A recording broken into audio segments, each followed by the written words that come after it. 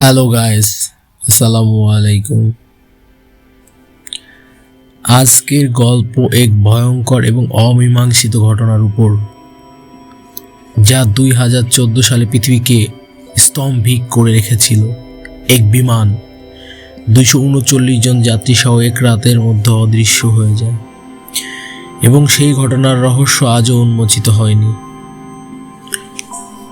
ঘটনার বিবরণ: 2014 সালে 8ই মার্চ মালয়েশিয়ার এয়ারলাইন্স ফ্লাইট MH370 কুয়ালালামপুর থেকে বেইজিং যাওয়ার উদ্দেশ্যে উড্ডয়ন করে।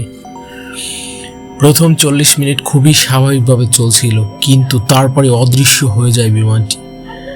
রাডারের সাহায্যে কখনো তাকে ট্র্যাক করা সম্ভব হয়নি।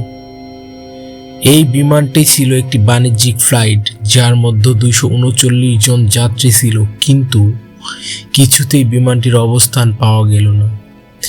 এই রহস্যের তদন্ত শুরু হলে কোনো সুস্পষ্ট উত্তর পাওয়া যায়নি। বেশ কিছু তথ্য উঠে এসেছে।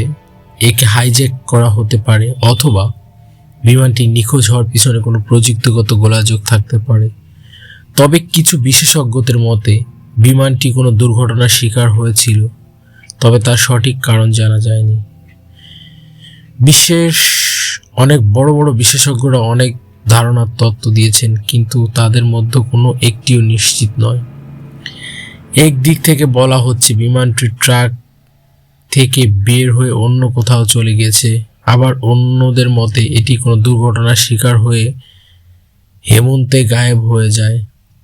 তবে কিছু অদ্ভুত তথ্য উঠে এসেছে, যেমন একদল গবেষক বলেছেন বিমানটি মঞ্চে অন্য কোথাও চলে গিয়েছে। এখন এই ঘটনার কোনো নির্দিষ্ট ব্যাখ্যা পাওয়া যায়নি, কিন্তু এই রহস্য আজও বিশ্বব্যাপী আলোচিত। যদি আপনার কাছে কোনো তথ্য থাকে তাহলে কমেন্টে জানিয়ে দিন।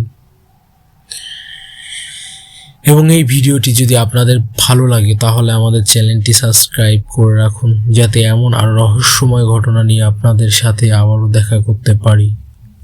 আল্লাহ হাফেজ।